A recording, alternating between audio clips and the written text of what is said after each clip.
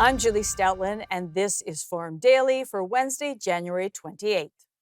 Prime Minister Mark Carney says he's not backing down from his controversial speech in Davos, despite claims from a Trump official that he softened his tone in a call with the U.S. president. Carney told reporters Tuesday that he stands by what he said and says he made that clear directly to Donald Trump during a phone call.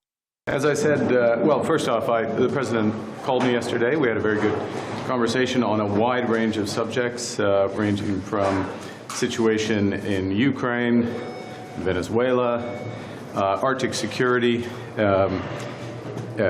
We discussed as well what Canada is doing positively, and this is the context of our discussion, what Canada is doing positively to build new partnerships around the world. I explained to him our arrangement with China. I explained to him what we're doing, 12 new deals on 4 continents in 6 months. He was impressed. And what we intend to do going forward, as well as the opportunity to, of course, move forward on CUSMA. You will note that Minister LeBlanc had discussions with one of his counterparts in the last 36 hours about some of the modalities and things on the way forward. But to be absolutely clear, and I said this to the president, I meant what I said in Davos. It was clear, it was a broader set of issues, that Canada was the first country to understand the change in U.S. trade policy that he had initiated, and we're responding to that. We're responding positively by building partnerships abroad. We're responding positively by building at home, and we're prepared to respond positively by building that new relationship through CUSMA. He understood that, and it was a good conversation, as I say. The pushback came after U.S. Treasury Secretary Scott Bessent told Fox News that Carney had been, quote, very aggressively walking back his remarks. I was in the Oval with the president today. He spoke to Prime Minister Carney, who was very aggressively walking back some of the unfortunate remarks he made at Davos. And Sean, I'm not sure what the Prime Minister was thinking. Of course, Canada depends on the U.S. There's much more north-south trade than there could ever be east-west trade. He talks about middle countries having to do their own thing. And I'm old enough to remember when French President Francois Mitterrand tried to go down that route. It failed back in the 80s. It'll fail now. And Canada is linked to the U.S., and the Prime Minister should do what's best for the Canadian people rather than trying to push his own globalist agenda. Canada's premiers are gathering in Ottawa for 2 days of meetings, with the economy, affordability, and trade expected to dominate the conversation. They're set to meet with Prime Minister Mark Carney on Thursday, and the goal will be to present a united Team Canada front as trade tensions flare up once again with the country's largest trading partner. Ontario Premier Doug Ford says the premiers plan to show unity, arguing the entire Canadian economy is under attack. It'd be a disaster if he did that. But I got to remind President Trump that just Ontario alone, 9 million Americans wake up in the U.S., and I love the American people, by the way, and they love Canadians, wake up to produce a product, a widget, a service for Ontario. It would devastate their economy. We're the #1 customer in the entire world. We buy more products off the U.S. than anyone else in the world, and vice versa. They're our #1 customer, too. And I go back to, what Ronald Reagan said. When you put tariffs on countries, it kills the economy. It has never, ever worked. It never will work. And they're seeing it down in the U.S. So we're going to focus on what we can do, and we can do a lot of things. We can build anything here. So no matter if it's making tin cans or looking at our nuclear energy that they're in desperate need of, or our critical minerals, our manufacturing might, our technology, our banking system, life science, agricultural, food sector, which is the largest sector in the country, and obviously our auto sector as well. Folks, we're going to agree to disagree on a lot of things. We're a big family. Make no mistake about it. It's Team Canada, 100%. You have squabbles with your family, but we come out united. We're going to move this province forward. We're going to move this country forward. We have a strong plan to protect the communities and protect jobs and making sure that we protect the people. That's what we're here for. That's my number one job, is to protect the people of Ontario, and that's exactly what we're going to do. We're going to have a great meeting with all the premiers I talk to on a daily basis.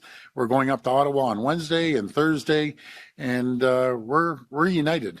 And it doesn't matter if you're from the green, the orange, the red, the blue party. We're going to speak from one song sheet, because we're under attack now by President Trump. And I'll fight tooth and nail to make sure that we protect everyone.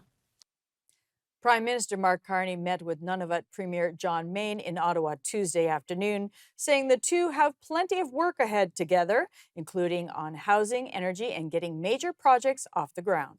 The Premier is very experienced and very action-oriented and results-oriented, from jobs on up to health and beyond. And we have a good start, I think, in terms of a variety of agreements that we have made and now are working to move forward on, and much more to talk about. So I appreciate your coming for the First Ministers meeting, and also bringing a number of members of your cabinet as well.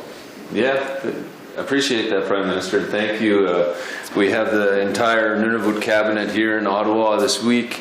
We're here meeting with our partners at the federal level. Good. And we very much appreciate the support and the strong focus on Arctic security and sovereignty.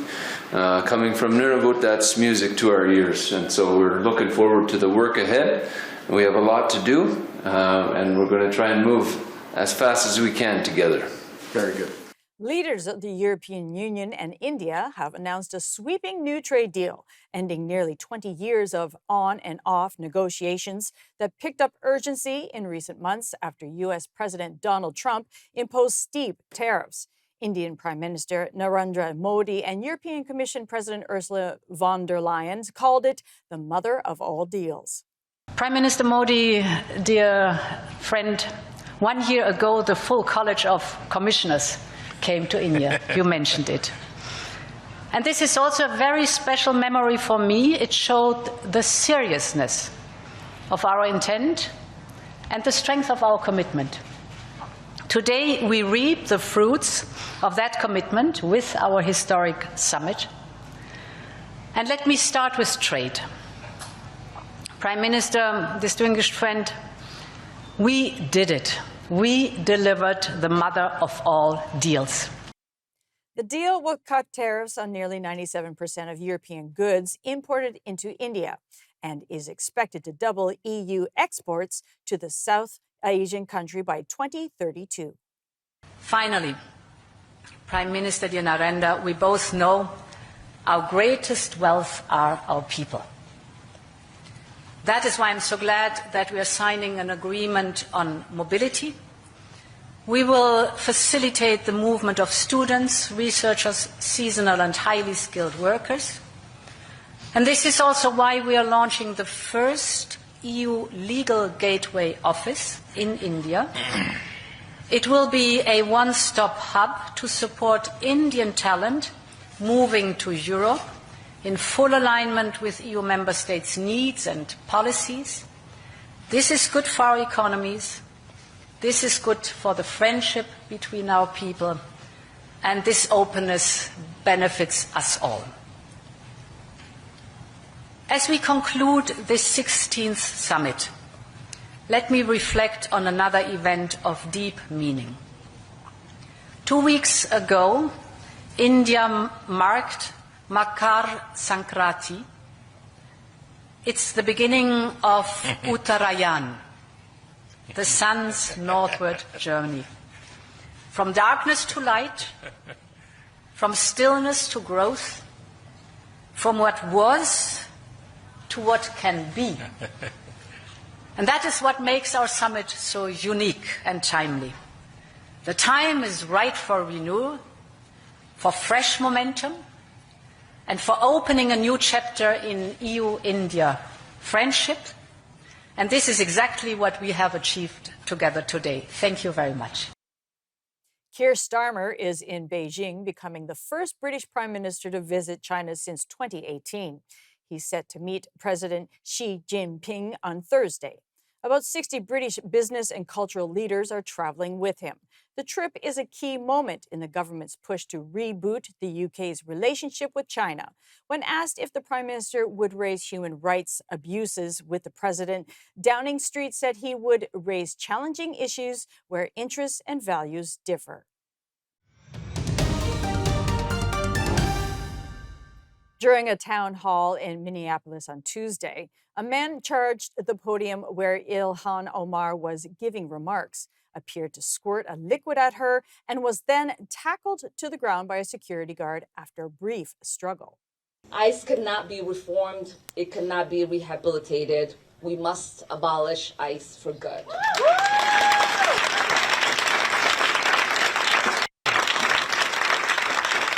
And DHS Secretary Kristi Noem must resign or face impeachment.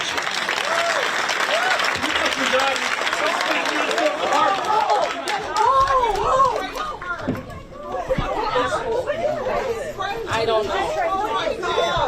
Oh my God. Oh my God. He's crazy. The man was arrested and booked into Hennepin County Jail on suspicion of third-degree assault. Minneapolis police said the department said its officers were at the town hall for the event and observed a man use a syringe to spray an unknown liquid onto the Congresswoman. In Iowa, President Donald Trump, while speaking about immigration, lashed out at Minnesota Representative Ilhan Omar, saying that she comes from a country that is a disaster. We need people to come in legally, but they have to show that they can love our country, not hate our country.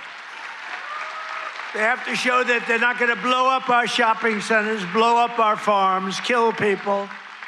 They're coming in legally, but they cannot come in unless they come in legally into our country, and we're letting some great people come in. They have to show that they can love our country. They have to be proud. Not like Ilhan Omar. Did you see that wise guy? You know, she's always talking about the Constitution provides me with the following. You know, the Constitution, she comes from a country that's a disaster. It's considered, I think, the worst. It's not even a country, okay? It barely has a government. I don't think it does. They're good at one thing, pirates. But they don't do that anymore. You know why? Because they get the same treatment from us as the drug dealers get. Boom, boom, boom. Alex Pretty was the second person fatally shot by federal immigration officers in Minneapolis in January after 37-year-old Renee Good was killed earlier in the month during a similar encounter. Protesters and community members are demanding justice for both the Pretty and Good families, calling for accountability, transparent investigations, and an end to what they describe as excessive use of force by ICE and other federal agents. What do we want? ICE out! When do we want it? Now! What do we want? ICE out! When do we want it? Now! Whose house is this? Our house! Whose house is this? Our house! All right, I want all of you to know we are demanding that the governor, as he meets with Holman and other federal officials, to know that Minnesotans are not going to allow any less other than justice for Renee and justice for Alex. Because we know justice delayed is justice denied. Say it with me. Justice delayed is justice denied. And in response, President Trump confirmed that there will be an investigation and that he will be watching over it closely. Tom Homan, as you know, is in Minnesota now. He's meeting with the governor, and he's meeting with the mayor, I think, later. And I hear that's all going very well. We're doing a big investigation. I want to see the investigation. I'm going to be watching over it. I want a very honorable and honest investigation. I have to see it myself. Is Kristi Noem going to step down? No, you can't walk in with guns. You just can't. And you can't, listen, you can't walk in with guns. You can't do that. But it's just a very unfortunate incident. Yeah.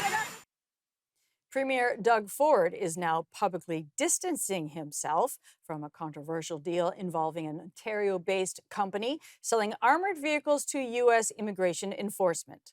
Just weeks after he called the planned sales fantastic, Ford told reporters Tuesday that he had nothing to do with the contract and didn't direct the company to make the deal. I originally asked it when we first found out about the deal with ICE purchasing armored vehicles from Ontario. Now that Go ahead. I'm going to correct this story once and for all, Jamie. I heard it on the news. I don't direct companies to go sell military vehicles down south or around the world. What I believe in, the federal government should be buying military vehicles built here, built in Mississauga, built in London, to make sure that we buy them here for our military. We did not buy these vehicles. I didn't know about these vehicles. It's very similar if Masili sold cans somewhere ABC. I don't know that, and nor should I. We don't have anything to do with what crosses the border. The question is, if you want to talk to the federal government that controls the borders, that controls trade, I don't know where this came from, to be very frank with you. It's like it's on social media, and we all know that everything on social media is 100% accurate. Well, I know it's a terrible, terrible thing, that social media. But anyways, I had nothing to do with it, and we should be buying military vehicles off that company there, and our friends in London as well. There are many Canadians who are concerned that the federal government is considering reviving the failed Online Harms Act. Ottawa claims it is needed to protect children and address criminal activity online. Others, including those with the Justice Centre for Constitutional Freedoms, say all Bill C-63 does is censor Canadians. Our Western Canada Bureau Chief, Hal Roberts, caught up with the president of the Justice Centre, John Carpay, to get more of the details. John, the Carney government says Bill C-63 is a good thing protecting Canadians. What's your biggest beef with the feds reintroducing the Online Harms Act? It's a serious assault on free expression. It's going to give the federal cabinet power to create regulations without any oversight from Parliament, without input from Parliament, without debate. It will give the federal cabinet power to make censorship regulations saying what kind of content is allowed or not allowed on the internet, and enforce that with massive fines on the dishonest pretext of protecting children, when in fact we already have laws against intimidation, uttering threats, child pornography, revenge porn. We have so many laws on the books that just need to be enforced. So it's dishonest to say that, we need to do this to protect children. Now, you say that Bill C-63 goes way beyond targeting criminal conduct. Can you explain? Well, it would give new powers to the Canadian Human Rights Commission to prosecute Canadians over non-criminal speech deemed to be offensive or discriminatory, which puts us right into the place where the United Kingdom is now, where you get over 30 people are criminally charged every day over their social media commentary. And there's a man in the UK who jokingly said, I was assigned mammal at birth, but I think I have a fish orientation. Gets a visit from police over that because that's, transphobic. So this is going to, if Bill C-63, the Online Harms Act, if it's brought back in the same form that it was 2 years ago, it's the end of free speech in Canada. Now, the bill would also establish a new Digital Safety Commission, which would give it sweeping authority. John, how would that impact the average Canadian?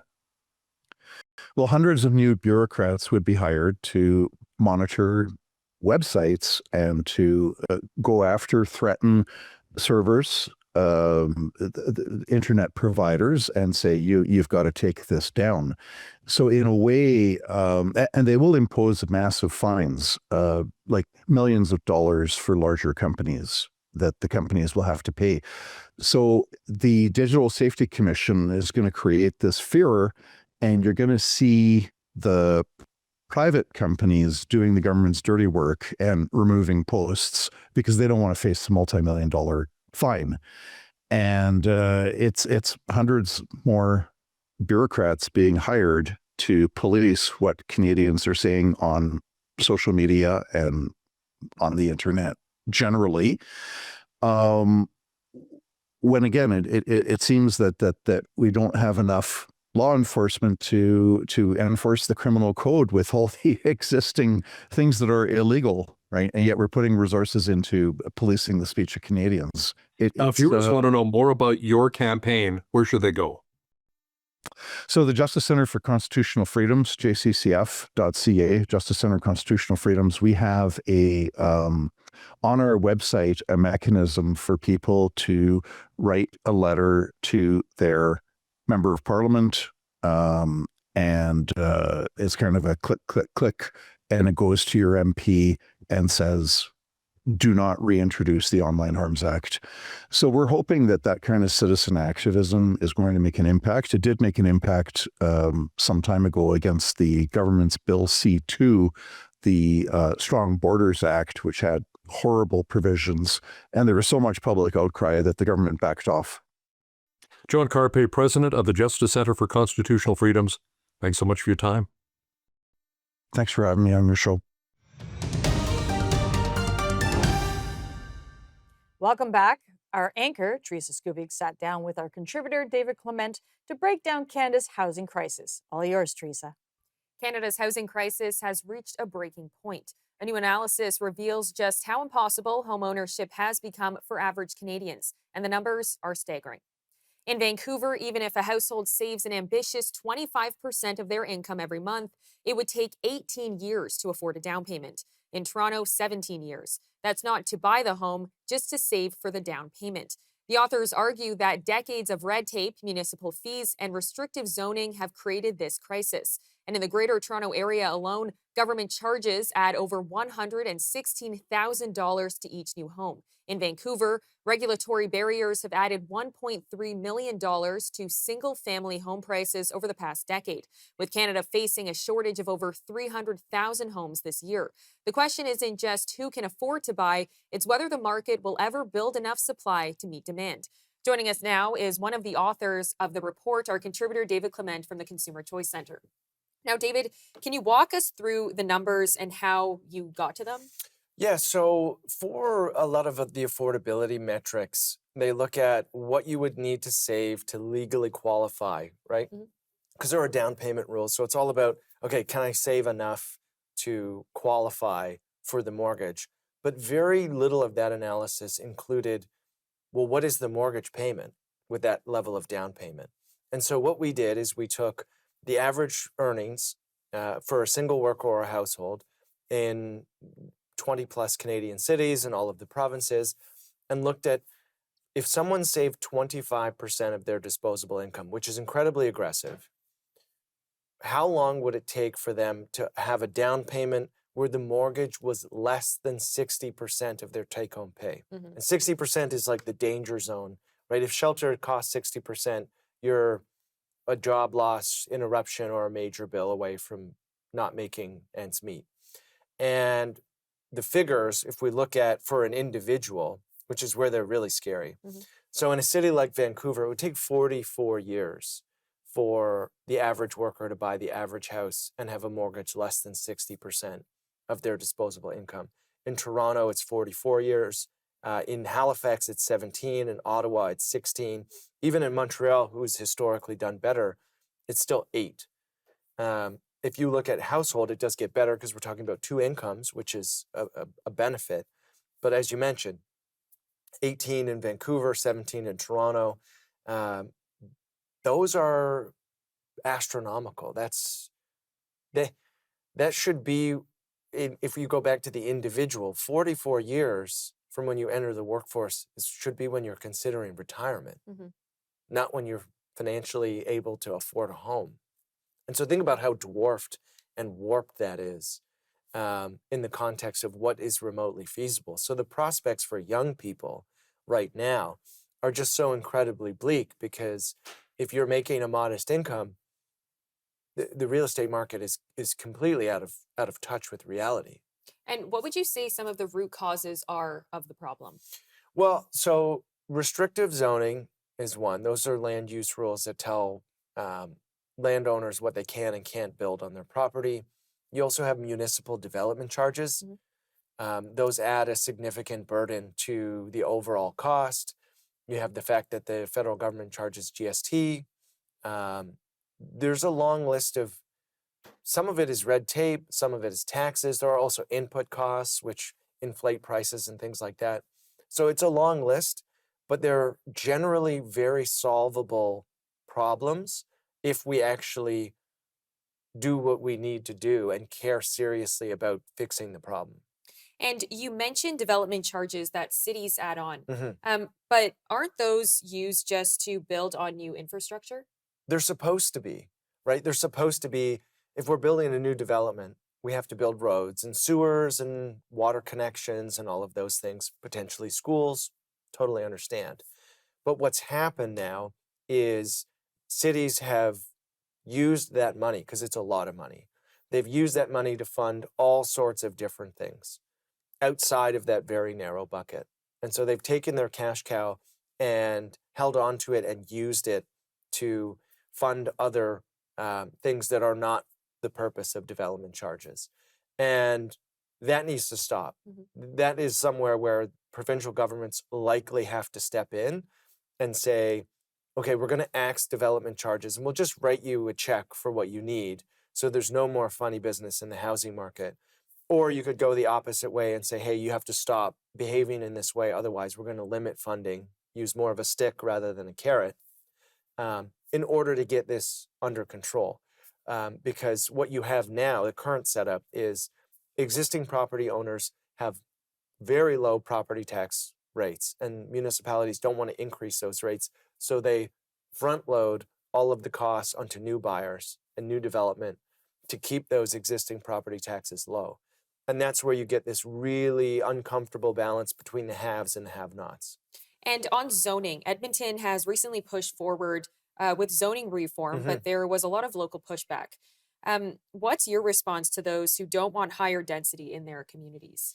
Well, so what we have, if you look at any of Canada's major cities from the sky, right, whether it's Toronto, Vancouver, Edmonton even, you'll see single-family homes, lines of condos. And that exists because you don't have anything in the middle. You don't have mixed, you don't have fourplexes, sixplexes, anything like that. And so that is a problem because you eliminate the housing ladder, right?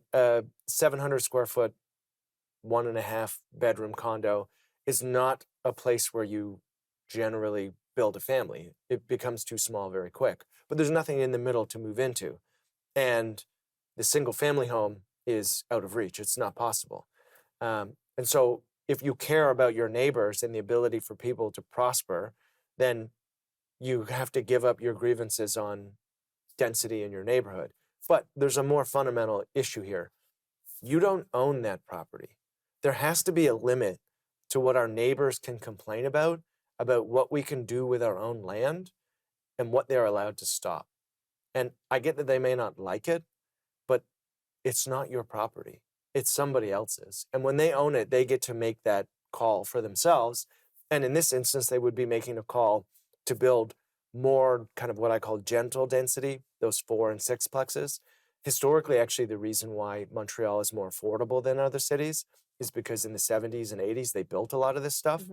You have to be able to kind of push through the noise and the complaints and the local grievances and just draw a line and say, it's not your land. I get that you don't like it, but you don't own it.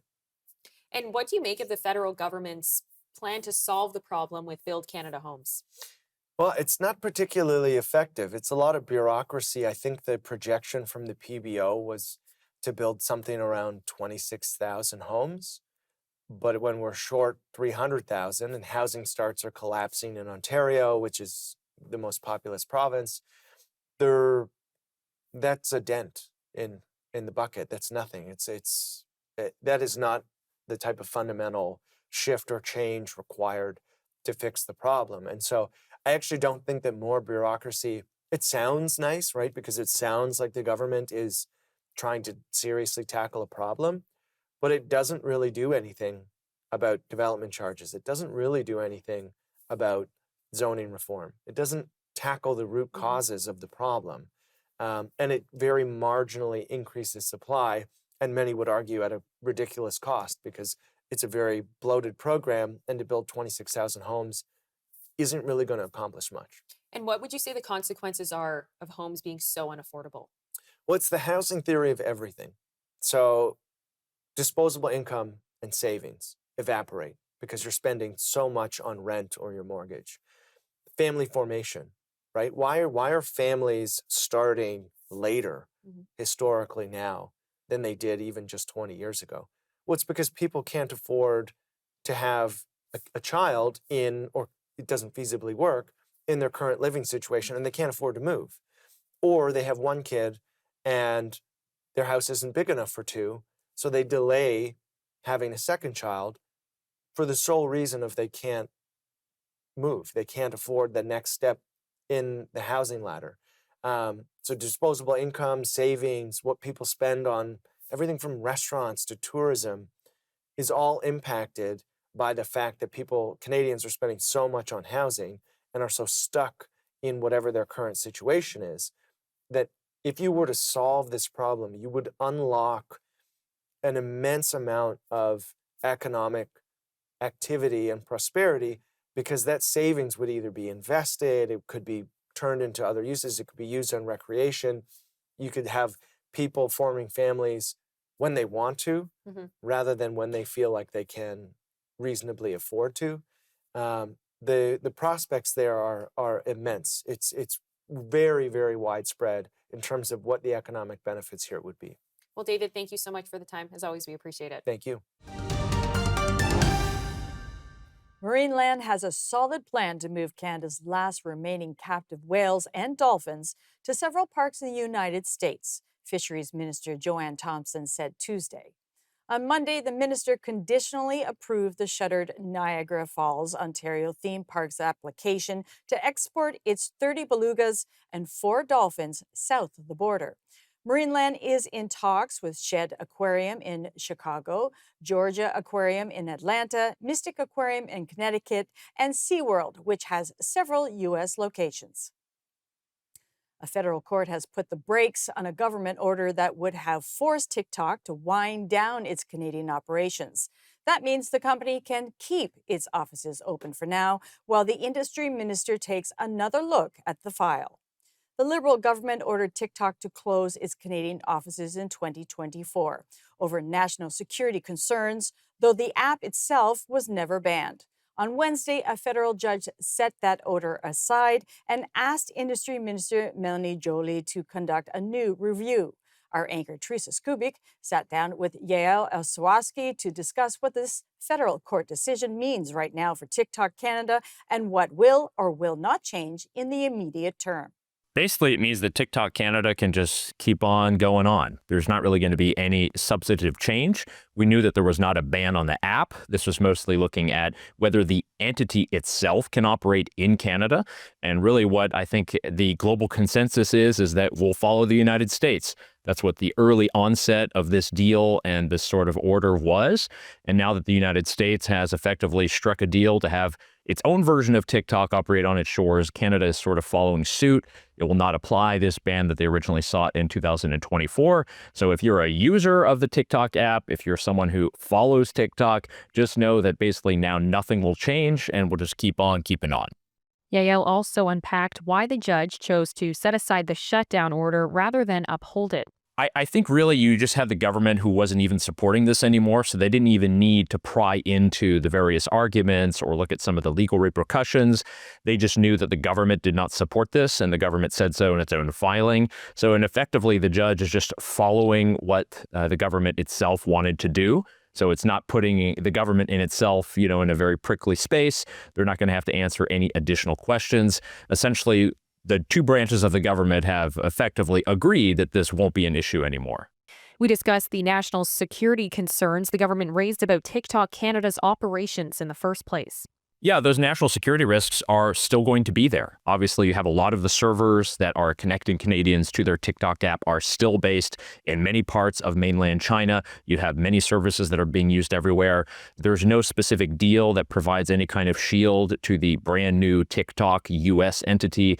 So the national security concerns that had to do with your location data, the amount of passwords that you were putting in, access to your contacts, access to your camera, your photos, all of that will still exist. It's just now that the Canadian government has deemed it not really worthy of legislative action. Obviously, in the background, we have a larger trade deal that's looming. We have those changes in the United States.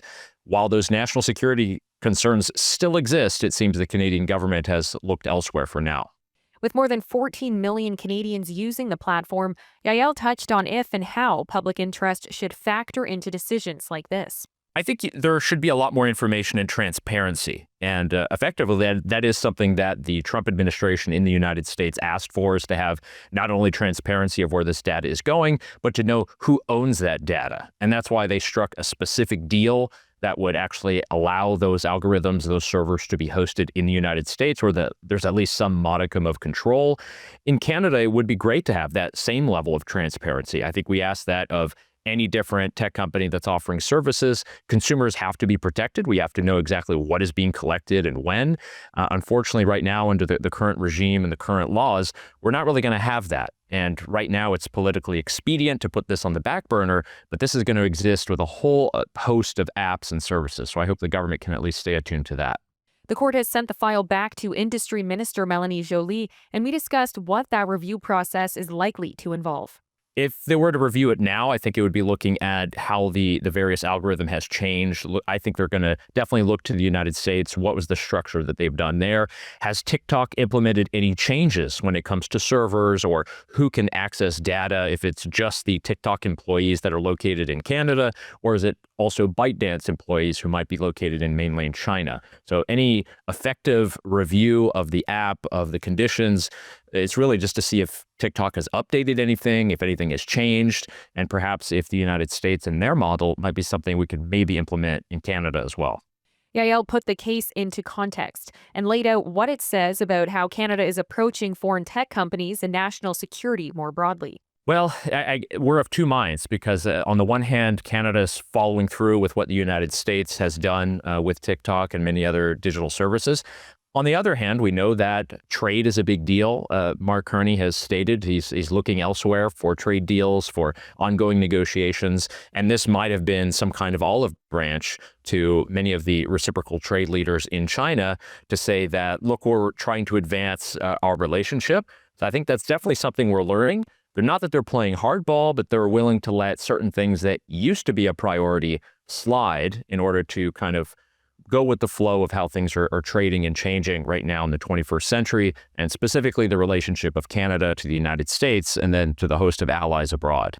And finally, we compared Canada's approach to what we're seeing in other jurisdictions, including the United States and Europe. It's hard to say exactly how Canada's being different here. Again, they're following sort of the American model, but also they're taking trade and all those things that are important in trade deals and putting some of those digital policies into the light. Now, I think that's something novel, something new, and would probably behoove the government to look at all of these other digital regulations that they've put on that are harming people. You know, we can't still access news on Facebook. There's still all kinds of issues with people trying to get their news online. There's all kinds of different taxes applied when you're trying to stream music. So there's a whole host of stuff that is making it more difficult for Canadian consumers to access content and get certain things.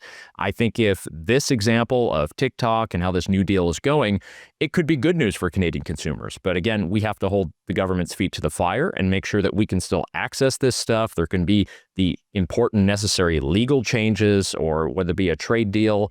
We want to have access to more of these things. We want competition in Canada. If that's the status quo and that's how things are changing right now, we'll probably be very much in favor of it. It's been nearly 6 weeks since Australia introduced its ban on certain social media apps for children under 16, a move aimed at protecting young users from online risks. While other countries are now considering similar restrictions, experts caution that it's still too early to judge whether the ban is having its intended effect. Researchers say it will take more time to assess the impact on children's mental health, screen time, and online safety before drawing any firm conclusions. So what are you actually trying to do, Ash? Make myself have wrinkles. Oh, yeah, I think it worked. The first day it was released, I was sent a doc which explained how to get past it. There's no real point, really, because I'll just find more workarounds. So the concern is these workarounds are going to may mean that kids are both online in these spaces now with even less regulation and oversight. They may be less likely to tell caretakers or parents if they encounter negative things online since they're not supposed to be there. And then the idea that a lot of these kids seem to be moving to alternative sites, which are potentially even more risky with less oversight. All of the parents that I've spoken to have found that there's no real difference. Some of them think that their kids don't use the apps like a teenager. So one of my friends commented, basically my daughter's like a 50-year-old woman when she's on Instagram. So far, what the numbers have told us is that a large number of the accounts have been closed down, upwards of 4.7 million accounts across various platforms. However, some young people, in fact, a lot of young people, have accounts on multiple platforms. So how many kids are actually included in that 4.7 number? We don't know for sure. Social media companies, it may seem on the surface that these companies are being held to account. I think a lot of us would argue that, in fact, they're not, right? They haven't cleaned up this space. They've actually effectively been allowed to sort of keep on business as usual, collect more data. Crews in Toronto are shifting their efforts from plowing streets to removing snow and trucking it to storage facilities across the city after Sunday's record-breaking winter storm, Mayor Olivia Chow said on Tuesday. After removing snow near hospitals, crews will move onto residential streets on Wednesday, Chow said in an update on the aftermath of the storm that dumped up to 60 centimeters of snow onto some neighborhoods. We are now moving to second phase, the snow removal. Our crews began shifting last night to remove the snow, and they are doing it around the hospitals. And over the next few days, this will expand, starting tomorrow, citywide.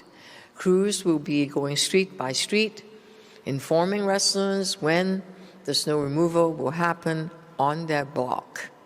Starting now and over the next 48 hours, our crews will begin picking up and hauling snow away from residential streets. I'm Julie Stoutland, and that'll do it for your look at national and international news for today.